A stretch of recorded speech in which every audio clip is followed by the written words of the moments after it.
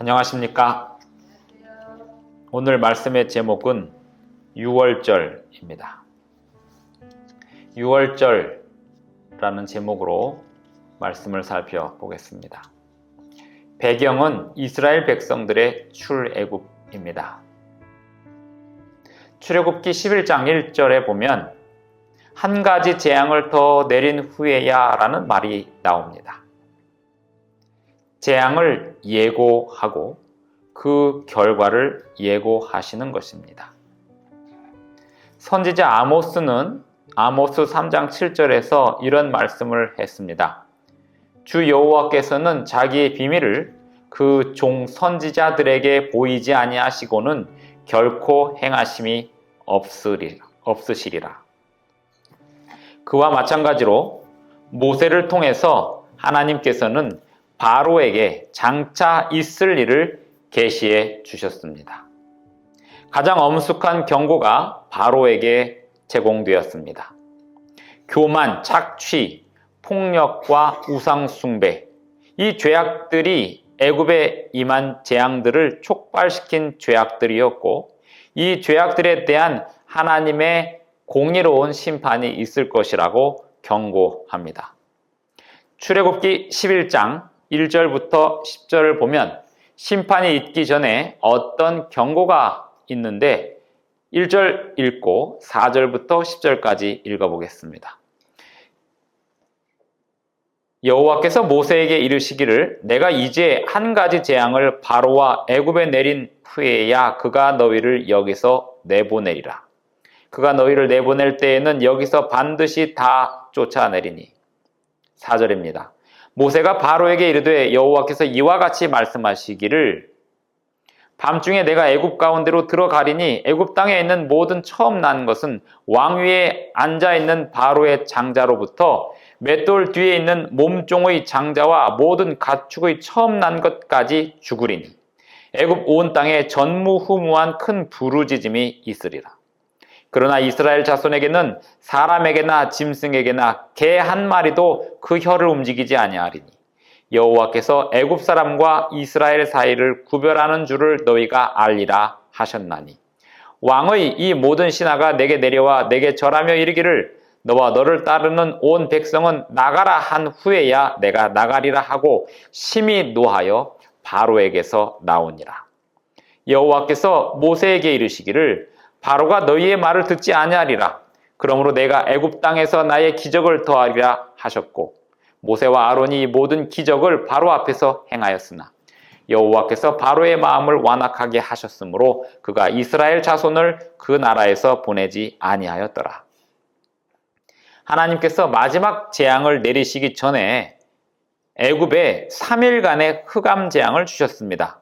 그 기간 동안 애굽 사람들은 최근에 일어났던 그 재앙들의 의미를 생각해 보게 되었습니다.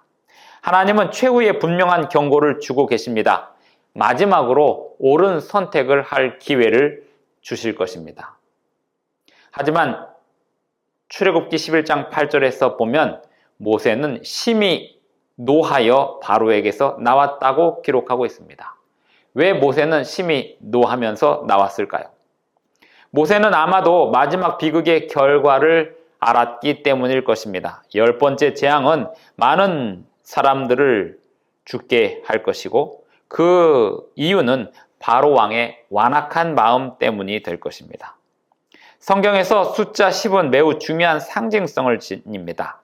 10은 완전과 완성을 의미합니다. 하나님의 율법에 대한 완전한 계시로서 10계명을 생각해 보아도 알 수 있습니다.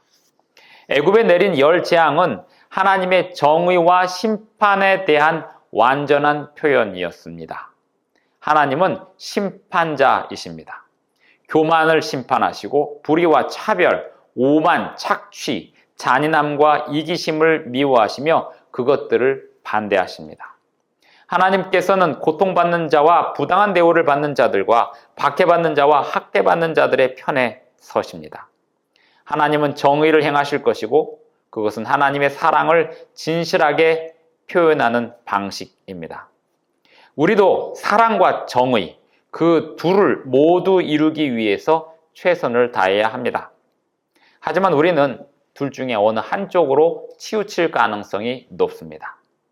사랑이라는 이름으로 잘못과 고쳐야 할 점들에 대해서 눈을 감을 가능성이 있는 것입니다.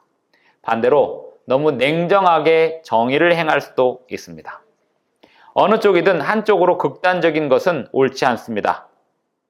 이상적인 것은 이것입니다. 미가서 6장 8절에 있는 말씀을 읽겠습니다. 미가서 6장 8절입니다.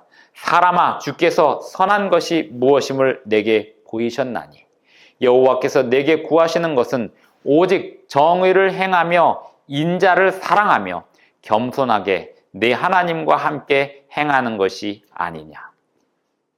출애굽기 12장을 보면 백성들을 치유하시는 하나님의 모습이 나옵니다. 12장 1절부터 20절까지 보면 하나님께서 모세와 아론에게 백성들이 행할 구체적인 지시를 주시는데 이스라엘이 애굽을 떠나기 전에 주시는 지시입니다. 애굽을 떠나기 전에 어떤 지시를 주시면 좋을까요? 애굽에서의 출발을 어떻게 할지에 대한 방법을 지시해주면 좋지 않을까요? 출발 준비를 어떻게 할 것인지, 특별히 노인들과 아기 엄마들 그리고 동물들 등을 어떻게 데리고 나갈 것인지에 대한 방법을 알려주시면 좋지 않을까요? 그러나 성경을 읽어보면 하나님의 지시사항은 전혀 달랐습니다. 그리고 놀라웠습니다. 하나님께서는 이스라엘 백성들이 유월절을 어떻게 기념할지에 대하여 지시하고 계십니다. 달리 말하면 그 핵심 사항은 나가는 방법이 아니라 기념 그리고 하나님께 대한 경배였습니다. 이스라엘 백성들을 구원해 주시는 하나님을 향한 경배, 그것이 하나님의 지시사항의 핵심이었습니다. 그 외의 모든 것들은 주님께서 주시는 때에 따라 순차적으로 자연스럽게 쉽게 이루어질 것이기 때문입니다. 각 가족은 가족별로 어린 양을 준비해야 했습니다. 그 양에서 어느 하나도 헛되이 버리지 말아야 했습니다. 출애굽기 12장 3절부터 10절까지 읽겠습니다. 너희는 이스라엘 온 회중에게 말하여 이르라. 이달 열흘에 너희 각자가 어린 양을 잡을지니 각 가족대로 그 식구를 위하여 어린 양을 취하되 그 어린 양에 대하여 식구가 너무 적으면 그 집의 이웃과 함께 사람 수를 따라서 하나를 잡고 각 사람이 먹을 수 있는 분량에 따라서 너희 어린 양을 계산할 것이며 너희 어린 양은 흠없고 1년 된 수컷으로 하되 양이나 염소 중에서 취하고 이달 19날까지 간직하였다가 해질 때에 이스라엘 회중이 그 양을 잡고 그 피를 양을 먹을 집 좌우 문설주와 인방에 바르고 그 밤에 그 고기를 불에 구워 무교병과 쓴 나물과 아울러 먹되 날 것으로나 물에 삶아서 먹지 말고 머리와 다리와 내장을 다 불에 구워 먹고 아침까지 남겨두지 말며 아침까지 남은 것은 곧 불사르라. 출애굽기 12장 13절 14절을 보면 마지막 재앙이 내릴 때 하나님께서 백성들을 위해서 무엇을 하시는지가 나옵니다. 이것이 무엇을 상징하는지 생각해 보면서 읽겠습니다. 12장 13절 14절입니다. 내가 애굽 땅을 칠 때에 그 피가 너희가 사는 집에 있어서 너희를 위하여 표적이 될지라. 내가 피를 볼 때에 너희를 넘어가리니 재앙이 너희에게 내려 멸하지 아니하리라. 너희는 이 날을 기념하여 여호와의 절기를 삼아 영원한 규례로 대대로 지킬지니라. 출애굽은 이스라엘 역사에서 매년 정기적으로 기념하게 되어 있었습니다. 이스라엘 백성들이 그들의 조상들을 위해서 과거에 베푸신 놀라운 역사를 기념하는 정도가 아니라 현재 세대를 위해서 하나님이 행하시는 자유케 하시는 역사를 기념하는 것이 유월절 기념의 목적이었습니다. 모든 계층에 매년 새로운 경험이 있어야 했습니다. 출애굽기 12장 12절 13절은 유월절의 의미를 설명하면서 앞으로 계속 매년 그 의미를 되새기도록 하고 있습니다. 거룩한 파멸의 심판이 이스라엘 백성들을 넘어가고 있습니다. 유월절을 그러므로 기념합니다. 유월, 이것은 넘어간다라는 뜻을 가지고 있습니다. 유자도 월자도 전부 넘어간다는 뜻입니다. 지나가다, 넘어가다입니다. 각 가정의 문설주와 인방에 바른 어린 양의 피를 볼 때에 파멸이 집안에 들어오지 않고 지나갔습니다. 히브리어에서 유월절의 이름은 넘어가다라는 뜻의 동사에서 유래한 페사흐라는 단어입니다. 유월절 기념은 이스라엘 백성들의 그 백성들을 위해 베푸신 하나님의 강하시고 은혜로우신 역사를 상기시키는 기념입니다. 이스라엘 나라의 정체성을 견고하게 대대로 해줬을 것이고 신앙적 헌신을 돈독하게 했을 것입니다. 부조화 선지자 279쪽의 글을 보겠습니다. 이스라엘 사람들은 하나님이 내리신 지시를 순종했다. 그들은 신속하고 은밀하게 떠날 준비를 했다. 그 가족은 집안에 모였고 유월절 양을 잡아 그 고기를 불에 구웠다. 무교병과 쓴 나물도 준비했다. 가족의 제사장인 아버지는 피를 문설주에 뿌리고 가족을 집안에 다 모았다. 그들은 말없이 급히 유월절 양을 먹었다. 백성들은 두려움으로 기도하면서 깨어 있었고 혈기왕성한 장년부터 어린아이에 이르기까지 모든 장자의 심장은 말할 수 없는 두려움으로 두근거렸다. 출애굽기 12장 17절로 23절을 보면 이 새 절기의식에서 피의 역할이 무엇인지 설명하고 있습니다. 출애굽기 12장 17절부터 읽겠습니다. 너희는 무교절을 지키라. 이날에 내가 너희 군대를 애굽 땅에서 인도하여 내었음이니라. 그러므로 너희가 영원한 규례로 삼아 대대로 이 날을 지킬지니라. 첫째 달 그 달 열 나흔날 저녁부터 21일 저녁까지 너희는 무교병을 먹을 것이요. 이래 동안은 누룩이 너희 집에서 발견되지 아니하도록 하라. 무릇 유교물을 먹는 자는 타국인이든지 본국에서 난 자든지를 막론하고 이스라엘 회중에서 끊어지리니 너희는 아무 유교물이든지 먹지 말고 너희 모든 유하는 곳에서 무교병을 먹을지니라.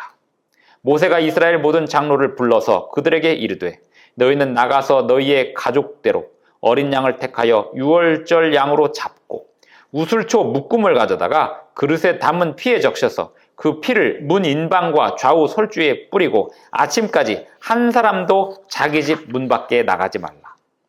여호와께서 애굽 사람들에게 재앙을 내리려고 지나가실 때에 문 인방과 좌우 문설주의 피를 보시면 여호와께서 그 문을 넘으시고 멸하는 자에게 너희 집에 들어가서 너희를 치지 못하게 하실 것임이니라. 희생 제물의 피는 의식에 있어서 핵심 요소였습니다. 이 절기에 참여한 사람들은 죽임당한 어린 양의 피를 그들 집의 문설주와 인방에 발라야 했습니다. 이런 방식으로 하나님을 믿는 믿음을 표현해야 했습니다.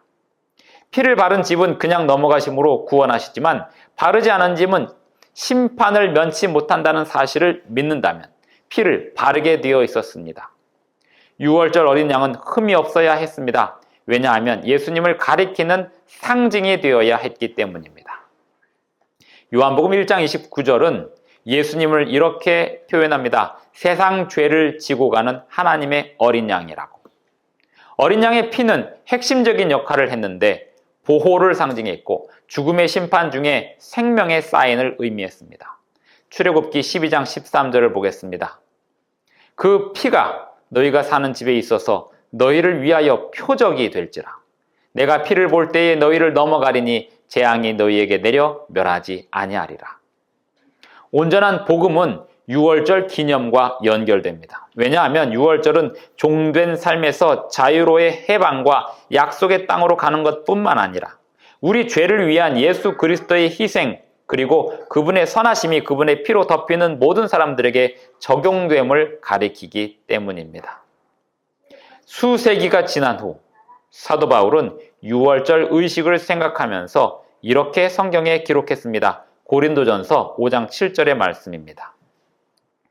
너희는 누룩 없는 자인데 새 덩어리가 되기 위하여 묵은 누룩을 내버리라. 우리의 유월절 양 곧 그리스도께서 희생되셨느니라. 누룩 또는 효모는 평상시에 여러 종류의 반죽에 사용되었습니다. 성경에서 그것이 처음 언급될 때는 이스라엘 백성들이 출애굽하기 전날 밤에 누룩 없는 떡을 준비하라는 이야기에서 등장합니다. 누룩은 모든 가정에서 제거되어야 했습니다. 이 특별한 상황 속에서 누룩이 상징하는 바는 죄였습니다. 그러므로 유월절 절기의식이 있던 주에 누룩은 온 가정에서 사라져야 했습니다. 누룩 없는 떡이 상징하는 바는 죄 없으신 메시아를 상징했습니다. 모든 유혹을 물리치시고 그분의 생명을 우리에게 주신 메시아입니다. 피에 적신 우슬초 묶음은 하나님의 순결하신 은혜를 상징했습니다. 유월절 의식은 예수 그리스도의 구원 사역이 계시된 것이었습니다. 시대의 소망 76쪽을 읽습니다. 그들이 애굽에서 종로로 타던 마지막 밤, 구원받을 아무런 징조도 보이지 않을 때에 하나님께서는 그들에게 임박한 해방을 위해 준비하도록 명령하셨다.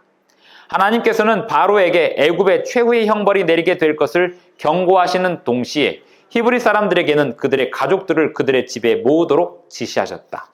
그들은 죽임당한 어린 양의 피를 문설주에 뿌린 다음에 구운 어린 양의 고기를 무교병과 쓴 나물과 함께 먹어야 했다.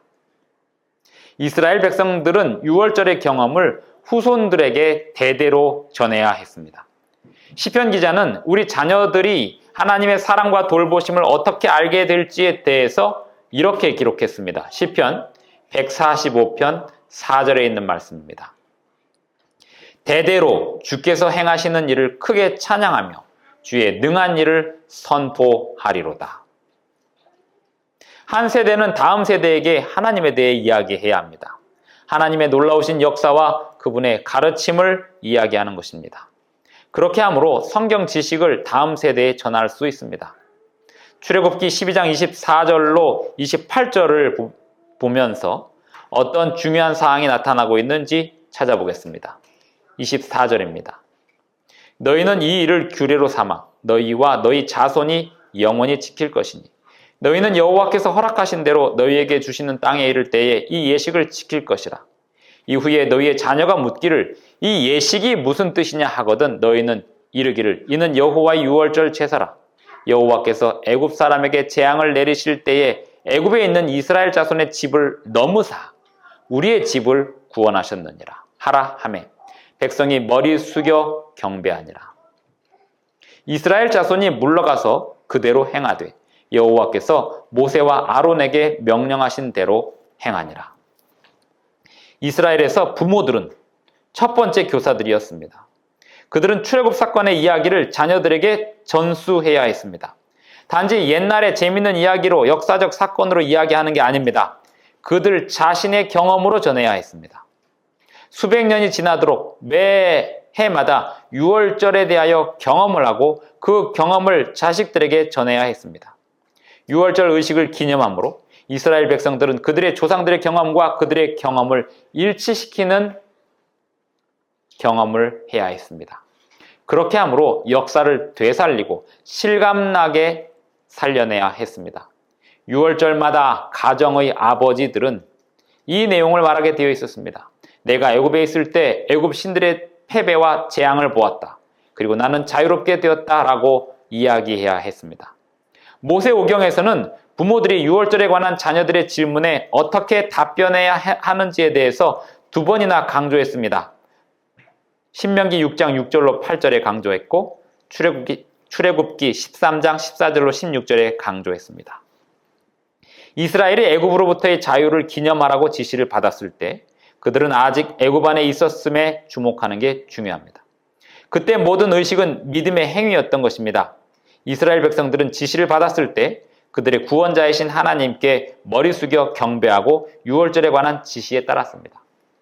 신명기에서 하나님은 이스라엘 백성에게 출애굽의 구원 역사를 단순한 과거의 사건으로 여기지 말고 마치 자신의 삶에서 직접 경험한 구원의 여정처럼 되새기며 내면화하라고 말씀하십니다. 이 사실을 현재형으로 강조할 뿐 아니라 단체의 어조로 이야기했다는 사실도 중요합니다. 신명기 26장 5절로 9절입니다. 광야에서 이스라엘 백성들에게 하는 말씀입니다. 너는 또 내 하나님 여호와 앞에 아뢰기를 내 조상은 방랑하는 아람 사람으로서 애굽에 내려가 거기에서 소수로 거류하였더니 거기에서 크고 강하고 번성한 민족이 되었는데 애굽 사람이 우리를 학대하며 우리를 괴롭히며 우리에게 중노동을 시키므로 우리가 우리 조상의 하나님 여호와께 부르짖었더니 여호와께서 우리 음성을 들으시고 우리의 고통과 신고와 압제를 보시고 여호와께서 강한 손과 편팔과 큰 위엄과 이적과 기사로 우리를 애굽에서 인도하여 내시고 이곳으로 인도하사 이 땅 곧 젖과 꿀이 흐르는 땅을 주셨나이다. 유월절의 경험을 자녀들에게 반복해서 말하고 가르침으로 부모들은 하나님이 그 백성들에게 하신 일을 더 잘 기억하게 되었을 것입니다. 누군가에게 전함으로 듣는 사람보다 전하는 사람 본인이 더 확실히 기억하게 되었던 것입니다. 이스라엘 백성들은 하나님의 말씀을 기억하는 방법이 따로 있었으니 그것은 자녀들에게 말씀을 가르치는 것이었습니다. 가정의 부모는 자녀들에게 최초의 교사가 되어야 했습니다. 시대의 소망 77쪽의 글을 또 봅니다. 히브리 사람들은 애굽에서 하나의 독립국가로 나왔다. 주께서는 이 유월절을 해마다 지키라고 명하셨다. 이후에 너희 자녀가 묻기를 이 예식이 무슨 뜻이냐 하거든 너희는 이르기를 이는 여호와의 유월절 제사라. 여호와께서 애굽 사람을 치실 때에 애굽에 있는 이스라엘 자손의 집을 넘으사 우리의 집을 구원하셨느니라 하라고 그는 말씀하셨다. 그같이 하여 이 놀라운 구원에 대한 이야기는 대대로 되풀이해서 말해질 것이었다. 성경 출애굽기 12장 29절로 30절을 보면서 하나님께서 애굽의 장자들을 어떻게 치셨는지 보겠습니다. 왜 장자들에게 초점이 맞추어져 있었을까요? 12장 29절 30절을 읽습니다. 밤중에 여호와께서 애굽 땅에서 모든 처음 난 것 곧 왕위에 앉은 바로의 장자로부터 옥에 갇힌 사람의 장자까지와 가축의 처음 난 것을 다 치시매 그 밤에 바로와 그 모든 신하와 모든 애굽 사람이 일어나고 애굽에 큰 부르짖음이 있었으니 이는 그 나라에 죽임을 당하지 아니한 집이 하나도 없었음이었더라. 애굽의 마지막 재앙은 초태생들에게 내렸습니다. 모든 애굽의 신들과 그 거짓 신들에게 경배하는 사람들에게 내린 재앙이었습니다. 그 거짓 신들은 무가치한 신들이었습니다. 그저 사람들의 욕망이나 바램이 투영된 대상일 뿐이었습니다. 이전의 재앙에서 알 수 있었던 것처럼 이번에도 애굽의 신들은 이 재앙으로부터 애굽의 백성들을 구원해내지 못했습니다. 그 신들의 무가치함은 10번째 재앙에서 현저하게 나타났고 10번째 재앙은 지금까지의 결과들 중에서 가장 큰 심판의 결과를 내었습니다. 부조와 선지자 280쪽의 글을 봅니다. 광대한 애굽 전역에 걸쳐 각 가정의 자랑이던 장자들이 죽어 넘어졌다. 애통하는 자들의 비명과 통곡 소리가 온 하늘에 가득했다. 왕과 신하들은 창백한 얼굴로 사지를 떨면서 그 압도적인 공포 앞에 놀라 어찌할 바를 몰랐다. 바로 왕은 스스로 애굽의 신들과 권력을 대표했고 그의 장자는 곧 신의 아들이라고 생각했습니다. 애굽의 신 이시스가 있는데 이 이시스는 아이들을 보호하는 여신이었습니다. 헷켓 신이 있었는데 출산하는 여성을 보호하는 신이었습니다. 민이라는 신이 있었는데 번식의 신이었습니다. 이것들 외에도 애굽에는 다산에 관여하는 여러 신들이 있었습니다. 이 모든 신들이 하나님 앞에 아무런 힘이 없는 무가치한 존재들임이 판명났습니다. 모세는 말합니다. 출애굽기 15장 11절입니다. 여호와여 신 중에 주와 같은 자가 누구니이까? 주와 같이 거룩함으로 영광스러우며 찬송할 만한 위엄이 있으며 기이한 일을 행하는 자가 누구니이까? 이드로도 나중에 이렇게 증언했습니다. 이제 내가 알았도다. 18장 11절입니다. 이제 내가 알았도다. 여호와는 모든 신보다 크심으로 이스라엘에게 교만하게 행하는 그들을 이기셨도다. 출애굽기 1장에서 보면 애굽인들은 이스라엘에서 새로 태어나는 아기들을 죽였습니다. 바로의 명령에 따라 죽였고 그렇게 함으로 이스라엘을 약화시키고 제압하고 억누르려고 했었습니다. 이제 하나님의 심판은 애굽의 초태생들에게 임하고 있습니다. 애굽은 뿌린 대로 거두고 있었습니다. 오늘날 우리의 결정과 행동은 결과를 가져오게 되어 있다는 사실을 반드시 기억해야 합니다.